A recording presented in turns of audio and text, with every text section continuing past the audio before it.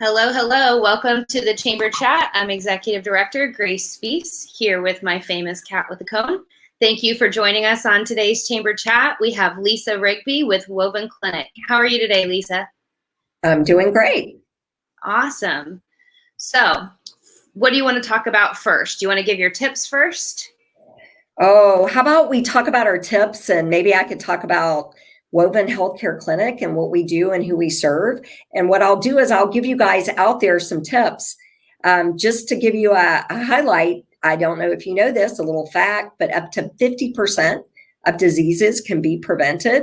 Yes, you don't have to get high blood pressure, diabetes, obesity. And so I'm going to just put a little few tips. I know that's not the sexiest topic to talk about, but I think it's important. And I'll also tell you a little bit about the clinic and who we serve. Awesome. Well, you just slice right into that because I know, number one, employees, employers out there, we lose time. We lose precious resources when we have someone who's out or when we're out sick ourselves. So I think it's a wonderful topic that is, leading us into the holiday season. Okay, well, just a little bit about Woven Health Clinic. We have been in the community for like 28 years, and our mission is to provide affordable, quality, comprehensive healthcare to those people that can't afford it. And so for us, who we're serving are people that are uninsured, which is about 25% of the population in Dallas County, and those that are underinsured, meaning there are a lot of people that have insurance but they still can't afford to use it. And that's about another 25%. So you've really got half, 50% of the population that really doesn't have access to affordable healthcare. And I bet many of you have small businesses. We're a small business. I know that. It's so expensive, right, to try to provide your employees with healthcare. So I feel like Woven Health is part of that solution. We're very unique. We're not like any other type of clinic that you're going to go to or doctor. And I hope by the end of this, you kind of see how unique we are, and also have a few tips on how to stay healthy. That's important. We really, at our clinic, we want you to stay healthy. We want to see you and make you healthy. We don't just want to see you when you're sick. And today, most people, they're going to put off going to the doctor. Like a lot of people, they have to be practically dying or going to ER before they will go to a doctor. And ideally, you want to be seeing your doctor ongoing and staying, and your doctor is actually keeping you healthy. So that's kind of what we do.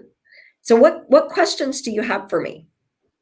So, yeah, I first of all want to just piggyback on that. It's one of those things that I encounter a lot just in everyday conversation of, going to the doctor is expensive, but again, waiting until you have to go to the ER or not taking care of yourself is also expensive. Eating organic or making healthier choices, taking that 30-minute walk. Organic can be a little more expensive. Taking that walk may not be your highest priority, but people don't realize how much those little things can offset those expenses. So tell us where you're located, who, obviously you mentioned, uninsured, underinsured. Who's your market? Who do you mostly serve, and what area of the Metroplex are you in? Okay, well, where we are right now, we're actually at One Medical Parkway, so in Farmers Branch. So if you know where Dallas Medical Center is, we're in Plaza One, and we have been here for, like I said, 28 years. We are going to be opening a new clinic that's going to be located in Carrollton, in the Carrollton Regional Medical Center, in the December timeframe, and we're super excited about that. And we're looking to add additional clinics. Right now, we serve adults. And we are looking at children, but it's adults. Most of our patients are low income. However, we're getting more and more calls from small businesses that are really struggling. So we are looking to expand that so that we can try to reach out and help. A lot of our patients, for example, work at restaurants, or they do cleaning, or they're doing construction, or other types of jobs where they don't get insurance as part of their job. So that's where we are, and that's who we serve. And I think you'll find, like you mentioned about staying healthy, let me tell you guys, it's way cheaper to take that quick walk. Eat your vegetables. I know that's hard to do. I struggle with that. Get moving. Go see your doctor, get your screenings, get your flu shot. Yes, get your flu shot. That's super important. Those are things you can do that will keep your health bills down long term. Watch your weight. I personally, this is an area I struggle with, but I'm working really hard to try to eat healthier, get more exercise. At our clinic, we spend almost 35-40% of our time not just taking care of you when you're sick. We want to really partner with you for a plan to get healthy, stay healthy. And in the long run, you will save thousands of dollars. If you're an employer, if you are helping encourage your employees to stay healthy, and so how can you do that? Okay, if you bring in food, try to make it healthy food. And I understand that's a little more expensive, but there are good options. Try to do that, because in the long run, it will pay off for you as an employer. Your employees will be healthier. Spend a little bit more money to bring in some healthy food. Think about more protein. Maybe it's breakfast tacos as opposed to donuts. Simple swap. Allow them to go walking. Maybe encourage them, get a group to go walking at lunch. We did that here. We had a group that was walking the stairs, walk around the block, maybe take your lunch to park. Farmers Branch has some amazing parks, and the weather's, pretty moderate right now. So maybe encourage your team meeting to be outside, pack a healthy lunch and go to a park. These are all things as an employer, you can really make a difference with your employees. I know there are some employers that actually will even pay for like a health membership, and I know right now that's maybe sometimes a little hard to encourage them, but health memberships, health club memberships, eating healthy, making sure that they do have the ability to go to the doctor. Those are all really important things. I'm going to tell you right now, none of us can afford to have a heart attack. None of us can afford to get diabetes. It easily averages $500 a month for the medications. So those fun things, eating healthy, get moving, see your doctor, get your screenings for cancer. Cancer is one of the #1 killers in America. And you are much better off to get your mammogram, do your colonoscopy, get those screenings, okay, so that if you do have a problem, you find it early and you can get it taken care of. Make sure you get your lab work. One of the things that shocked me was that over 33% of Americans have prediabetes and don't even know it. So we did in our clinic a study. If we know, we do the blood work. If you're pre-diabetic, we work really hard to get you back to that normal level so you don't get full-blown diabetes. And I'm going to tell you that easily 30% of our patients can move back to the normal level. Small tweaks. You don't have to be a marathon runner. You don't have to lose weight down to a size 2. Just small changes. Instead of having dessert every day, try having it twice a week, right? Try to add more fruits and vegetables to your diet. Reduce your fast food. If you can, don't drink soda and don't smoke. That's one of the big things. And even alcohol, right now people, I feel like alcohol, and a lot of people are drinking a lot more. I understand that.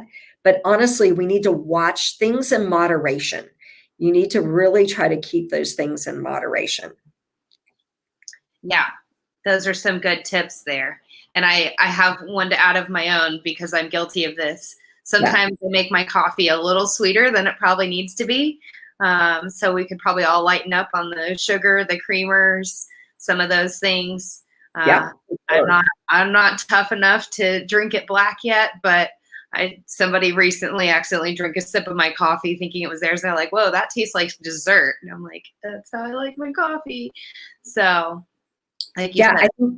I think you're right on that. And think about if you're going to use a sweetener, a lot of the artificial sweeteners aren't healthy. A lot of people think you can use those. If you are going to use an artificial sweetener, though, stevia is one our registered dietitian will recommend. But what you have to be careful of, and what you're saying is great. I've tried to go drink my coffee black, just haven't been able to do that. But if you want to put something in it, honey, a little bit of honey. It's a natural sweetener, and honey actually has a lot of antibiotic type, really good for antioxidant qualities. So I'm with you. I've struggled I like my cream and sugar with my coffee too. And I've been trying to reduce that and do much less, a little bit at a time. People will use the artificial sweeteners, and what they don't realize is the more sweet things you eat, it's like you crave it. You start craving more things that are sweet. So the fewer things you can add sugar to, you actually get to a point where you don't want things to be that sweet.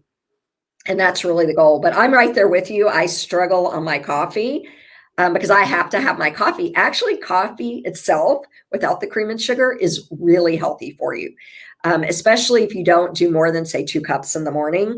Coffee is actually good for you. It's gone back and forth with the research, but the research right now is saying coffee can be good for you. And I'm so glad, because I don't get through my day without my coffee. Same thing on wine. Like we give our patients this assessment, and it's 16 questions, and it's all about like how much fast food you eat and how much exercise you're getting and what's your stress level. But one of the questions was about wine. And when I took it, I realized, oh, wow, I probably can drink a little bit less wine than what I'm doing. And that was a big eye opener to me. And so I made conscious efforts to kind of cut back, on my wine. So my personal rule is I try not to have any wine Sunday through Thursday. And then, if I do have it a little bit, maybe a glass or two on the weekend. But those are things you can do. When I tell people, you don't have to totally give up everything you like. And, like I said, run a marathon. You can do small changes that have big healthy impacts on your life. And a lot of these diseases that we see that kill people or really damage the quality of your health, like cancer and diabetes and hypertension, a lot of these diseases, the majority of them are lifestyle. They are created by our lifestyle. So by making these changes, you can really protect yourself and save a lot of money, have a healthier quality of life, and save a lot. Nobody wants to get diabetes, right? Nobody wants to have a heart attack. So I would just tell you those are things. We also at our clinic, we are doing cooking classes. We're moving our cooking classes to online. So a lot of it is learning to cook healthier. And so if you go to our website, you'll see we have links to some of that. We also are encouraging people to get out and take a walk, just one walk a day. Just a walk around your neighborhood will make a big impact. Getting in nature itself. If you watch a lot of I'm a big Sanjay Gupta fan. And some of the things they do in these other countries, like Japan, they take nature baths. You know what a nature bath is? A bath out in nature? No. We don't want anybody getting arrested for taking a bath. It is actually where you just go for a walk. Like we have a nature reserve by our house, a park. It's a wooded area, and it's the city owns it. I try to go like 3 or 4 times a week, just for a short 10-minute walk. Anything that gets you out into nature, where you're looking at the trees and the flowers and the birds, it helps your stress level. It literally lowers your blood pressure. They've done research studies that show before you do your nature bath, when you come back from that, I mean, people in Japan pay. They get on these buses and they take them to these beautiful areas to go hiking. And they actually take their blood pressure, their stress hormones. They test them before and after, and it really makes a huge difference. So, just take your nature bath, go find a way, but don't get arrested. I don't want anybody like actually, trying to skinny dip in one of the city parks or anything like that. But go for your walk. See how you enjoy that. Go for a walk, do it with clothes on, and maybe even put your phone away. Oh, yeah, that's definitely another area. Social media is just a big stressor for everyone. Turn it off. Get away from it. For me, I'm on it all day due to work. I try not to get back on it once I get home. I'm done with it, especially at night. Sleep. So sleep is another key thing. people do not realize if you are not getting good sleep, that damages your immune system. It makes you much more likely to get a major disease or to get sick. So turn that media off. Don't have your phone where you're checking it all night, right? Put that media, social media, your phone where you can't see it, and actually talk to people. Find someone to actually have a conversation with, cook your dinner together, relax. Those are all things you can do that have a tremendous impact on your health. Absolutely. And I can testify that I'm one who, I started this maybe a couple years ago, but I will actually shut my phone off at night so that it can't zap me. It can't zap my wrist with my watch or ding. And I do notice that when I have all the electronics shut off, that I sleep better. I read somewhere that like even your Wi-Fi router, if it's near your bedroom, can affect your sleep. And I don't want to get into all of that craziness, but at the same time, you don't wonder what are these things that are sending out, waves and electricity just, doing. I don't know that we fully understand the impact. And I think that we're starting to get a hunch at, the negative impacts of social media and just cell phone use or electronics use on health. But I'm sure it's only the beginning of the iceberg. I'm glad you can turn it off because so many people struggle with that, Yeah. and so it's really important. Does it help your sleep? Do you find you sleep better? Yes. Yeah. Yes. Again, I've Yeah. been doing this for a couple years, and I even have a routine of, I'm pretty accessible running a chamber. I usually work 6 days a week, even Saturdays, but I have dedicated Sundays. Phone is off. You generally can't get a hold of me. You generally can't find me unless you know where I live.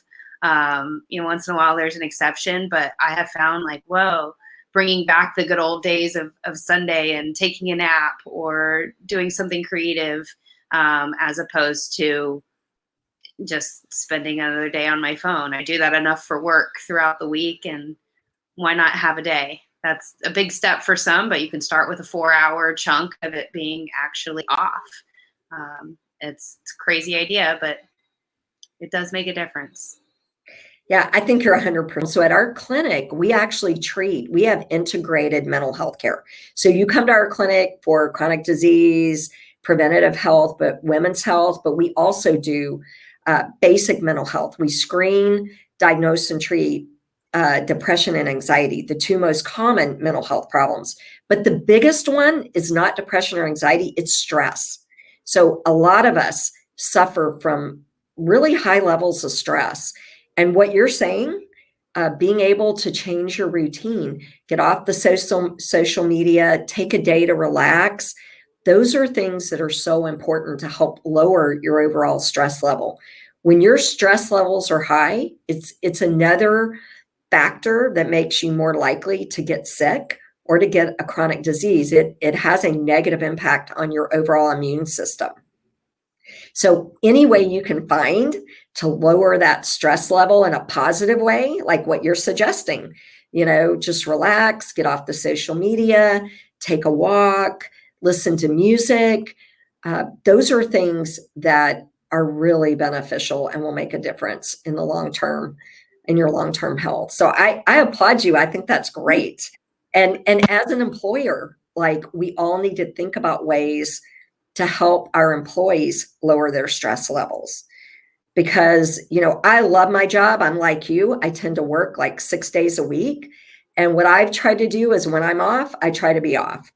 I try to find those times to relax. Sometimes in the morning, I try to get up and start my day with a little bit of exercise or stretching. And even just 5 or 10 minutes of quiet time, whether it's you want to do meditation, you want to do prayer, whether you just want to sit there in silence, just quiet your mind. And all of those different things can really help you be more healthy. And then, think about bringing someone in to talk to your employees. If you're an employer, that's another thing that you can do. You can bring someone in to kind of just give tips to your employees on how to manage stress. I love it. I'm going to add a little bit more of my own 2 cents. I feel like, a lot of the conversation that we're having, it's not new information for probably most of our listeners.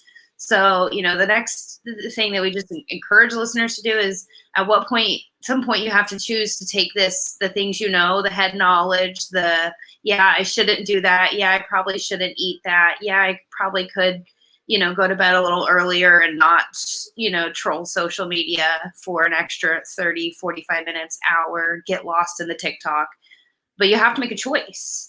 At some point it comes to, you can know what you need to do, but you have to start doing it. So I just want to encourage everyone out there. We're going into the holidays. I understand it's getting colder.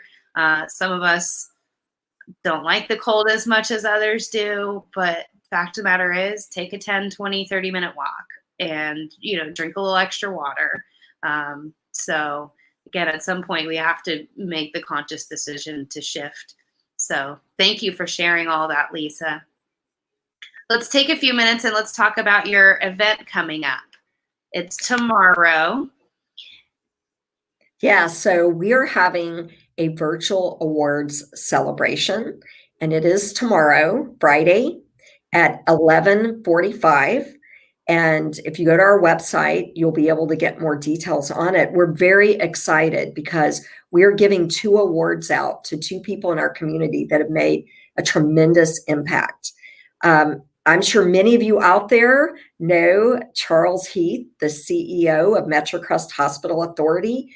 He has been a huge force for 30 years, over 30 years in our community. MetroCrest Hospital Authority with him and has given millions of dollars to different charities, nonprofits to make an impact. And so we are very excited to give him our Community Impact Leadership Award tomorrow. So I hope you can join us to help us honor Charles. We're also giving the Lair Lifetime Achievement Award to our medical director, Lisa Rigby. And she has just been another force of, first of all, really dedicating her life to helping take care of women in the underserved. She started a charity, a nonprofit in Africa, and then came back to the United States and said, what can I do to help people here? And she is the force behind our clinic, the architect of not only treating disease, but actually working with our patients to help prevent disease, having this integrated, comprehensive care model. Wonderful person who's had tremendous impact in healthcare. So, you can visit our website. It's going to be very short. This is not an hour-and-a-half thing. It's like less than 30 minutes. You'll learn about Woven Health Clinic and the type of care. Our patients get so many different resources, from lab work to being able to see a registered dietitian, mental health, the physician, cancer screenings. We just bring so much care together for our patients. And you'll learn about that. You'll learn about some of the impact we've had on patients. You'll get to see us give the awards to Charles and to Lisa Rigby. And I invite you, if you have 30 minutes at lunch, to please join us. And I also wish that everyone listening has, a wonderful holiday season. I love this time of the year where we really can be thankful for all of our friends and our family and our good health. And, it's just a wonderful time. If there's any way that we can help you, just let me know, reach out to us. I think this is a great forum to really be able to share information. So I appreciate you having me here. Absolutely. I really appreciate you having me here. Thank you, Lisa.